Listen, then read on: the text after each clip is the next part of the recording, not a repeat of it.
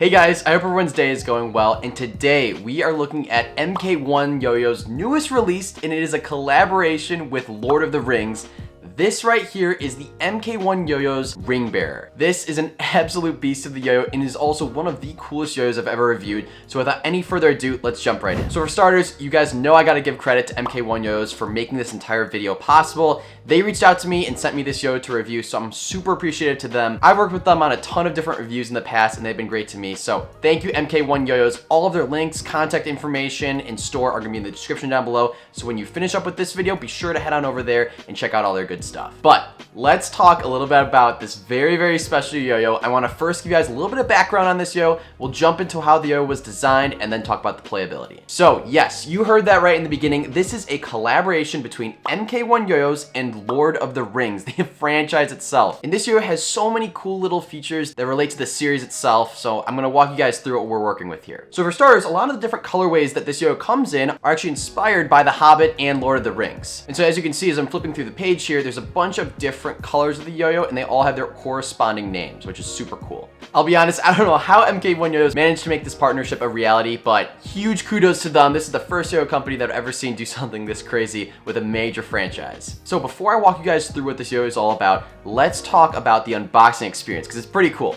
This yo-yo comes in a really unique box, as you can see here. It's got a bunch of different characteristics and really cool artwork all around it in relation to Lord of the Rings. And then once you open this oddly shaped box up, we got the yo right there and also a really cool pamphlet that actually walks you through kind of what the inspiration was for this yo and all the different colorways and what they mean. This is such a cool touch. This paper is so extensive. I love it. So huge shout out to MK1 YoYos. I'm sure this took a ton of time to put together. I'm very impressed already. All right, so we've done the unboxing. Now let's talk a little bit about the specs of the yo-yo. All right, so walking you right down the list, 55.9 millimeters for the diameter. That's nothing too crazy. I would say a little bit on the larger size for yo-yo in this day and age, but again, yo-yos are just getting bigger and wider, so let's call it pretty standard. 46.3 millimeter, nothing too crazy there. Again, pretty standard spec. And then 64.1 grams. I would say that's slightly on the heavier side. Most yo-yos I would say are coming around 63 grams, but again, nothing super abnormal.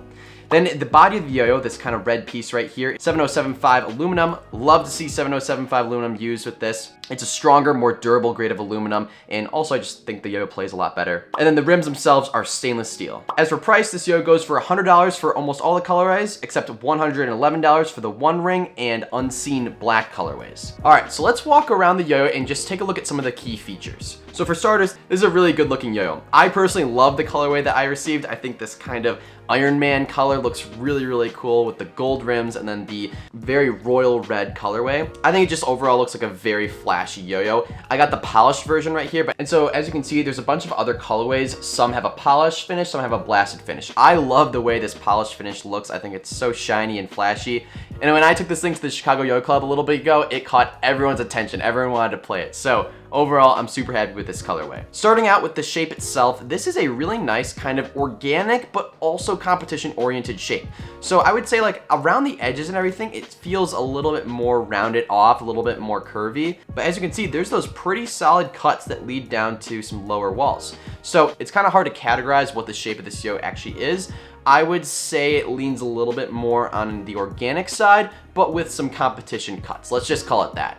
I would say this almost looks kind of similar to the physics from Empathy yo-yos. So as you can see, there's a side-by-side comparison right there. I don't know, something about the shape and the design kind of looks similar. Overall, big fan of the shape. Nice wide gap right there to land the yo on the string. Love it.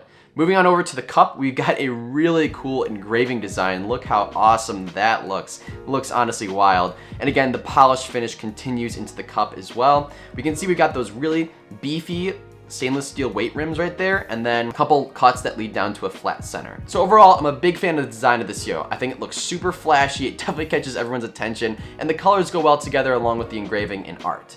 So without any further ado, let's talk about how the yo-yo plays. The Ring Bearer is a very nice feeling yo-yo, I must say. So not only is this yo-yo really cool with the collaboration, the design, the artwork, and all of that good stuff, it plays great too, probably the most important part. So how does it actually play? I would say that this is a little bit more on the lighter side. I think this yo does a really nice job of dancing across the string.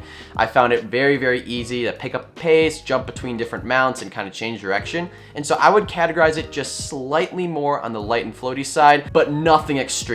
Some people almost wouldn't even notice it and say that it plays very regular. But I'm a fan of this play. It feels really nice and relaxing. It doesn't feel like a yo-yo where I'm just like pushing it to move it all. This is also a very quiet yo-yo that's not super important, but as you can just see from this video, like you can hear the background of my air conditioner way more than you can actually hear the yo-yo, so kind of wild.